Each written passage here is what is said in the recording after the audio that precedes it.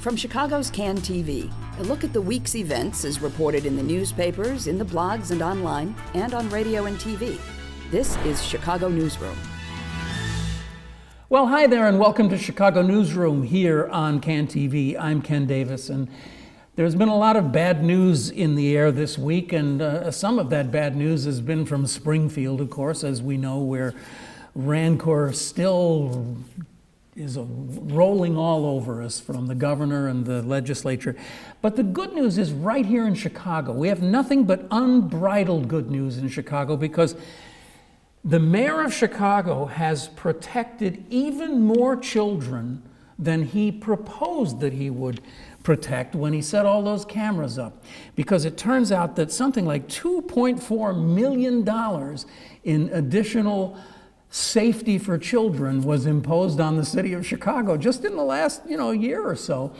Because, as we know, he didn't set up those red light cameras and those speeding cameras to raise money. He did it to save the children and to protect them. So they are some of the most protected children in the United States of America. The Tribune has a great story in it today. Mr. Kidwell's story for the last couple of days, actually.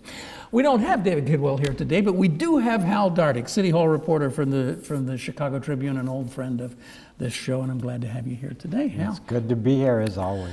So there is lots to be talked about, lots going on in City Hall. There was a great city council meeting yesterday that I know you'll want to talk to us about, but even though it's not your story, I'm sure you must have read Kidwell's stuff, and it is a great insight into the city of Chicago. After all these years of hammering away on these cameras, they're still delinquent, they're still messing up, they're still embarrassing the mayor.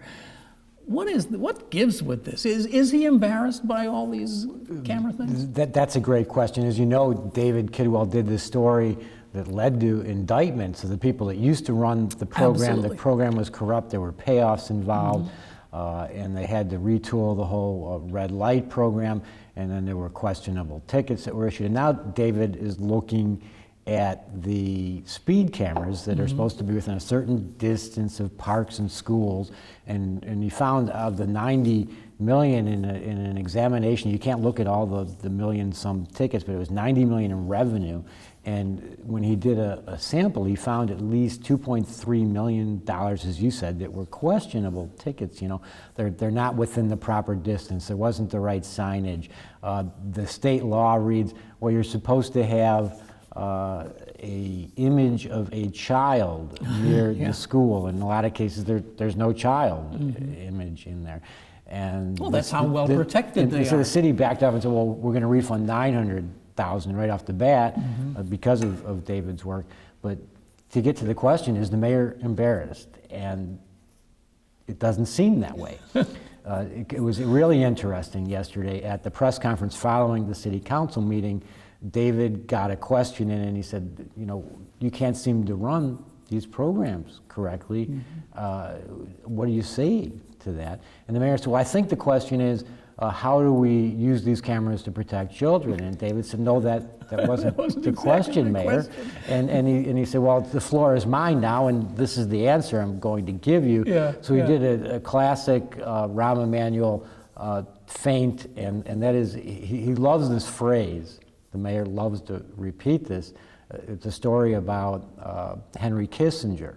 And the story is about someone came to interview him, and he's standing in a library and looking at the books, and the reporter comes up into the room behind him, and he turns around and says, so do you have questions for my answers? And the mayor's very fond of that story, and he pulled that yesterday. He said, well, nice question, but here's my answer.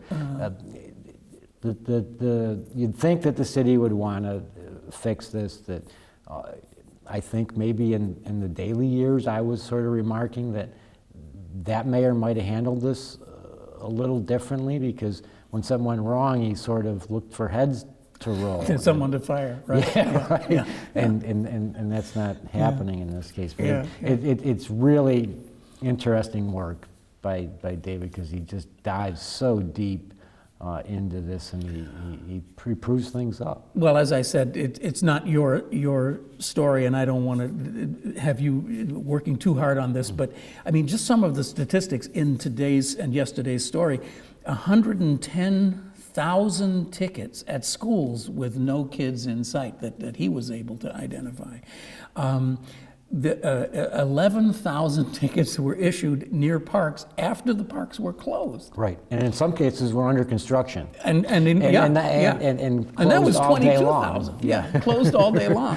Yeah. And of course, the thing that we have just never stopped talking about on this program, the fact that so many of these cameras are on major thoroughfares like Cicero Avenue and Ashland and stuff, and there's just the faintest connection to a little park that may be 2 blocks away. Yeah, in some cases a bike trail that happens to be in the area. Right. Or as in Uptown, the dog walking park that manages to nail people driving along on, what is it, Irving Park, I think, or Addison or something like that. Yeah. So yeah, I don't know if there are any dogs in those pictures. So the story, for a reporter, you must be very grateful because it's a story that just keeps on giving. Well, right, and I think we're all pretty proud of David and the work he's done too. Yeah. It's a microcosm. He's taking a look at one program of the city, ostensibly all about safety, and the suspicion that many people have, and the reporting sort of proves this out to an extent, is it's about money. So. It is? Yeah, shocking, isn't it? And I don't know, you were there, you were at the press conference yesterday, right? Yes. I believe I saw, maybe it was Cass today or somebody saying that actually Kidwell wasn't getting called on, and another reporter. Yeah, Ed Marshall, WGN producer, I believe. The mayor called on Ed, and Ed said, I cede my time to Mr. Kidwell. That would have been fun to have seen. Yeah. Okay, so the phrase, the other phrase that keeps on giving and will be the full employment situation for all reporters in Illinois is shall not be diminished or impaired. That refers, of course, to the Illinois Constitution talking about pension benefits. And there was a hearing recently, right? The city appeared before the state Supreme Court, and it didn't go well, according to your report. Yeah, no, it was clear that the justices, the 5 who were sitting, 2 had to recuse themselves because one is Ed Burke's wife, and Ed Burke is going to be eligible for a pension someday if he ever retires. and the other is Justice Freeman, whose wife did work for the city, and he gets some benefits for his late wife's work there. So it would have been unseemly for them to vote. And there were 2 justices in particular, Bob Thomas, Mary Jane Tice, who just kept interrupting the city's top attorney, Corporation Counsel Steve Patton, when he's making his arguments. No, we're not diminishing or impairing the benefits, even though we are reducing them in the future, and we're making the current employees pay more into them. We are preserving and protecting them, was the language that he used. And they seemed, because they're going to go broke if we don't do this, is his argument. But the counter argument is, well, the city's going to be responsible anyway. So you're basically, Bob Thomas had an interesting question, almost in disbelief at the argument that Steve Patton was making. He said, well, okay, so you're saying that and I'm paraphrasing here, but you're saying that you're making sure they get a benefit that they were already entitled to, and you're reducing that benefit, and somehow there's a gain. What's the gain? Yeah, so, and as we know, the Supreme Court ruled unanimously earlier this year in a similar case with state pensions that basically it's a contractual relationship which shall not be diminished or impaired, was inviolate. You can't cut those benefits. So it's a really important case. It looks like the city is probably going to lose. Now, of course, we should say they haven't ruled. They haven't ruled. This was just a hearing. And it probably early next year sometime there'll be a ruling. But if the city loses this case in the short term, they've been putting more money in, they don't have to put more money in because that law will be overturned that committed the city to it. And the other thing that Steve says is, well, we're making a firm commitment that wasn't in the law before, but there's some question as to whether the city's responsible anyway. But if it gets overturned, the city could end up owing hundreds of millions more dollars a year than it's paying in now. And as you know, we already had a record $543 million tax increase for the police and fire pensions. Yeah. These pensions are almost the same size. Does that mean that there's another huge tax increase down the line? It's possible. I mean, it's really important to try to keep these things separated here. There are like 4 different pension programs here, right? And those does not include CPS or the teachers. No, that's another problem. That's a whole different thing. Yeah. So you got this huge bucket over here that's the CPS. Then you got these 4 municipal things. You got police and fire, and you've got municipal employees pension. Laborers. Which I am one of, by the way. Okay. And yeah, because I worked for the city for a few years.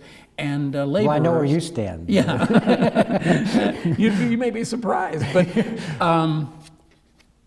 so this one was about the municipal employees and the laborers, right? Correct. So the city said, the mayor said, and I think he was very proud of this. He said, "I'm gonna find additional revenue by taxing phones and stuff like that, and I'm gonna throw that into these pensions. And over 40 years, the 40 years that I guess he plans to be mayor, he's going to replenish this and get it back up to where it needs to be. And so that should be good enough, right?" Well, that's his argument, but under current law, before he had this law passed, it was 30 years, and it would have been done more quickly, and the benefits would have been higher. Oh, there's that little part. Yes, that's right. That's what it was. I'm going to put all this money in, and I'm going to replenish the funds, and oh, by the way, we're going to cut your benefits. Right, and some people say 40 years is too long, and by lengthening what they call that ramp to get there, the taxpayers in the end will end up paying more money than they would have in the first place. So it was interesting. One of the, I think it was Moody's Investor Service said the best thing that could happen in terms of the city over the long term, and they're looking at bonds and stability over time, is for the city to lose that case and have to pay more money. Yeah, I mean, there's been a lot of criticism of the Edgar ramp, which was involved with the teachers and all that. Right. This, I suppose, would have been, if it latches on, it'll be the Rahm Emanuel ramp, I guess. But this is the part that's so interesting to me, is this thing that just does not seem to go away, this shall not be diminished or impaired. Right. I mean, it's just a few words, but boy, it's got hundreds and hundreds of millions of dollars worth of implications. And, and if the city makes the argument, well, look, we're just going to go broke. So this fund will just cease to exist. And then, I guess, therefore, then... Yeah, well, the argument is that nothing in the law says that they have to pay this, that it's the funds themselves are responsible for making the payments. So what would happen is, in 10 years, I think in the case of the municipal or the laborers, I can't remember which, but 10 to 13 years, these 2 funds will become insolvent. And that means that only what they're getting from the city every year now would be paid out. 30% of the benefits would be paid out. But the people that are the attorneys that are representing the laborers and the municipal workers say no, because the intent of the 1970 Constitution that said shall not be diminished or impaired is that the municipal government or the state government was responsible. Someone will have to right this ship and make sure that those are paid. I've always thought it would be a really interesting thing to go back and, as we do with the American Constitution, and look at the original, the founders' documents and all that. I mean, Rich Daley was one of the delegates to that, right? That's correct. I mean, I really I would love to know how every delegate voted on that. Well, it's a fascinating thing in that the intent was, because they had already, at that point in 1970, for many decades, shortchanged funding for the pension funds. And the idea was that if you put this clause in there, that all the governments would wake up and fund and the they would pensions suddenly, adequately. right, But they didn't. Interestingly, a similar law in the state of New York, or constitutional protection, but that constitutional protection also says not only can they not be diminished or impaired, but you also have to use what they call actuarial funding, which is the correct enough funding to make sure that they're solvent at all times and have at least 90% of what's needed in there to make the payments. That was lacking. That was probably where they erred. They just thought there would be enough pressure that people would do the right thing, which I guess you could say maybe it was a very young, naive Rich Daley, or something like that. Yeah. Let's talk about yesterday. Yesterday's city council meeting was very interesting. A couple of I think really interesting things that happened. This refugee ordinance, did it actually pass as an ordinance? Yeah, they passed it right away. It was introduced. I thought it was really interesting that I believe it was Ed Burke says we're going to do this because we have the same power as Governor Rauner, which is to say none. Right. We have no power whatsoever, but neither does he. He says we're not going to let him in Illinois. We say, well, welcome to Chicago. Yeah. I mean, a number of commentators have said that this was a kind of an uncharacteristically fine moment for the city council. I think that they showed that they are committed, with this city's history of immigrants, people that came here from other places. The mayor likes to talk about his grandfather fleeing the pogroms in Russia. And a lot of city council members had stories about Danny Solis, about how, his family came here as Mexican immigrants and so forth. And that, we're going to continue to uphold that people in the world who are looking for a better place to live can come here. Beneath it all, and maybe this is cynical, Hal, but beneath it all, it's all out of politics to show where you stand on an issue and curry favor with certain constituencies. Because, as you say, they're powerless. The federal government makes the rules. Once someone's in this country, they have the freedoms of anyone else in this country, and they can go wherever they like. Governor Rauner can't do much about it.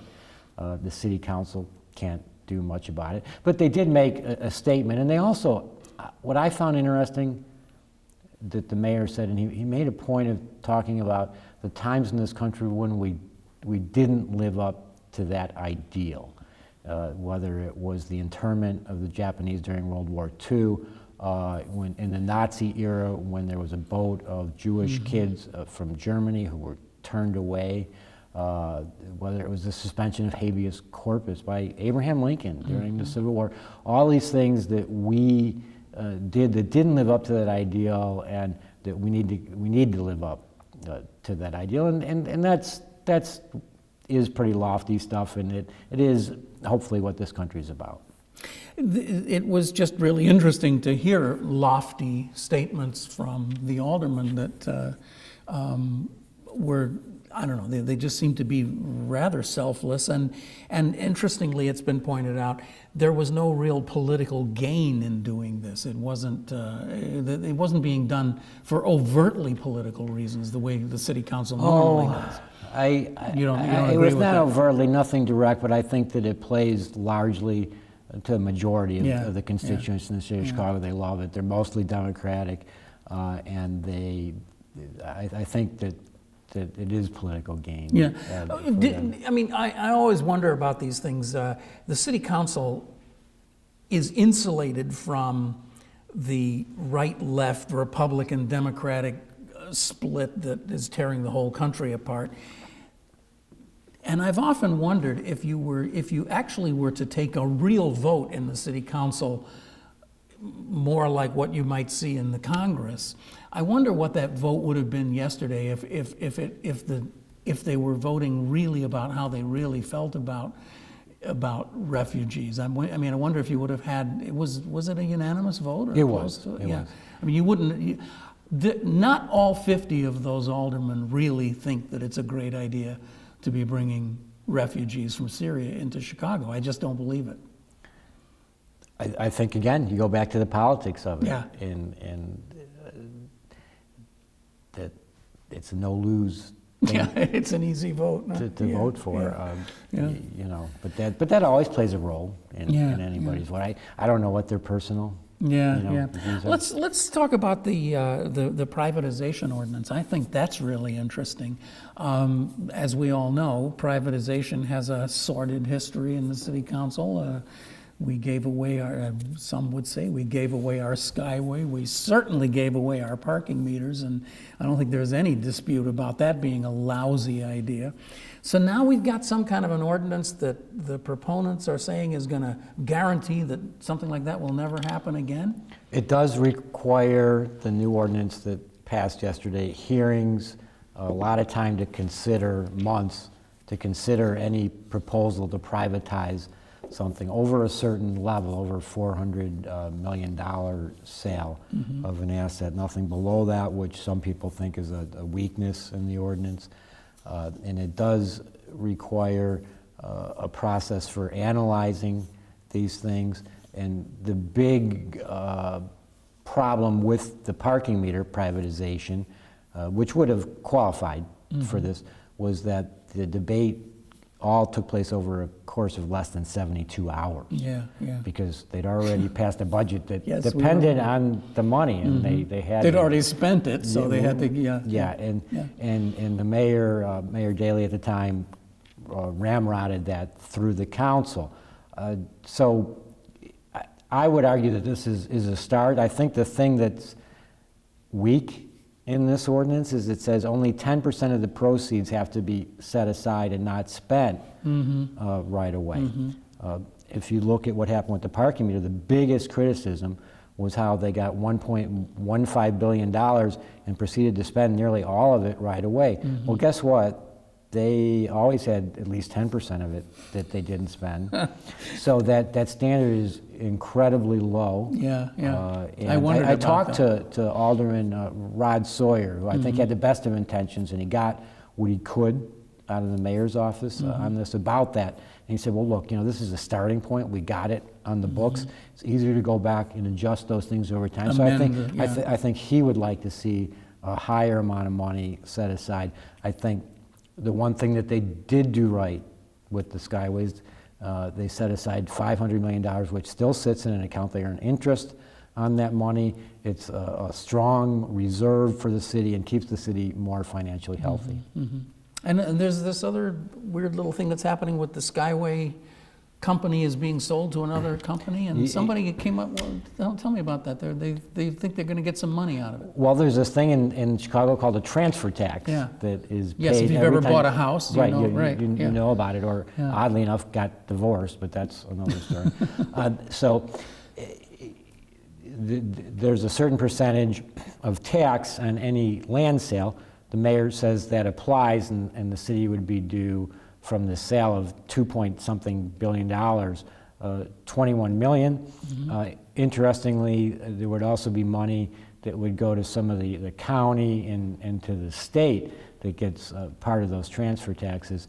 I think they're talking a total of $34 million would go to various governments. We'll see. They sent a letter, said, you're going to owe us this money when the sale goes through, when these Canadian unions buy the towway.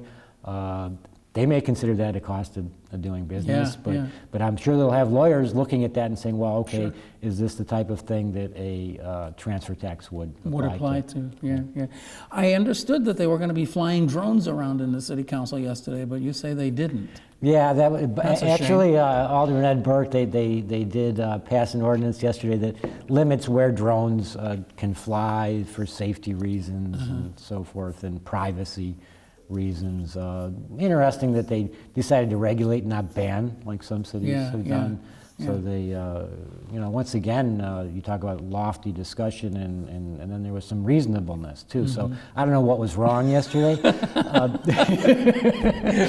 What is going wrong with the city council? But Ed Burke had wanted, interestingly, there was a hearing on this earlier in the week, and he had, or late last week, I can't recall, but he had wanted one of these private drone companies that does these services for people for various reasons, whether it's for land mapping or construction or whatever. And he wanted this guy to fly his drone in his multi-$1,000 drone in the city council. And Ed Burke likes to, have some theater go on sometimes at Yes, he does. finance committee meetings. And the owner of the drone said, he kind of looked around the chambers and said, well, that sounds like a YouTube moment to me. I'll decline that opportunity. So, obviously he didn't get the script beforehand or something. I don't know what happened, and they couldn't do it yesterday, and Ed Burke did kind of joke about that. Well, unfortunately, we won't have any drones flying around here today. I can't resist having you here. I always, whenever you're here, I'm always asking you questions that are outside of your realm as City Hall reporter, but I can't help it. You've got to weigh in on this drama that's going on in Springfield with Ken Duncan, whatever you want to call it, departure from the Democratic Party or whatever it is. I've been asking this question for the last 3 weeks on the show. Is Rauner winning the long-term war? He managed to peel off Ken Duncan from what would have been a Mike Madigan, the Speaker of the House, has a super majority. Yeah. Barely. The 71 votes needed to override anything that Rauner vetoes. So they were trying to restore funding and make it so that the governor could not again cut funding for subsidized daycare. Rauner came up with a compromise and said, I'm going to restore most of it, going to set up some new guidelines, but you're going to get most of what you want, because he saw that he was about to lose this battle. And Ken Duncan, Mike May said, no, we're going ahead with the vote, because we don't want you to have that power anymore. What you giveth, you can taketh away. And Ken Duncan voted present, which denied Mike Madigan the supermajority. And he needed to pass this at this point in the legislative session. And so he couldn't pass that bill. And so did Rauner win? He got what he wanted this time, but he also, you have to look a little more closely. Did he get what he wanted, or did he capitulate? And I would argue that to some extent he capitulated on this, because he saw that it was a losing battle, and it was terrible perception for him. I suppose maybe his wife, who's a big supporter, Diana Rauner, of early childhood care, was maybe giving him some grief at home too. I can't know that, but I'm sure she wasn't pleased by the whole thing. So I don't know that anyone's winning that battle. I would argue that they're all losing it. That we're all losing it. Well, right. And the voters realize that it's a losing proposition, that it gets more expensive as this battle over the budget drags on, and more and more a pox on both your houses is the developing attitude. As we're down to our last few seconds, I just want to acknowledge the fact that we have a big court decision or a hearing coming up today with an independent journalist named Brandon Smith on the Laquan McDonald video. We don't know how that court thing is going today. You'll know later on, but it's going to be a big story, and it will have a lot of implications in Chicago.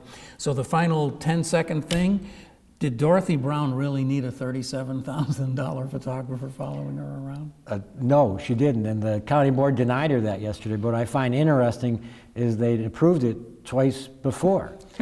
In years previously, and now that she's on the outs with the Democratic Party and they're supporting Alderman Michelle Harris to replace her, that's no good anymore. Okay.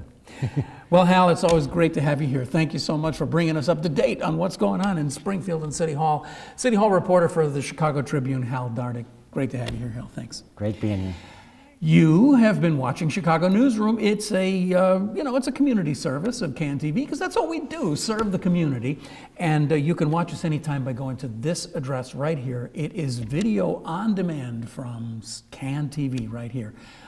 And you can see us again next week. Next week is our Thanksgiving special, and you really have to watch it. It's kind of a fun show. We've already recorded it. Talk to you later. See you next week on Chicago Newsroom. Bye.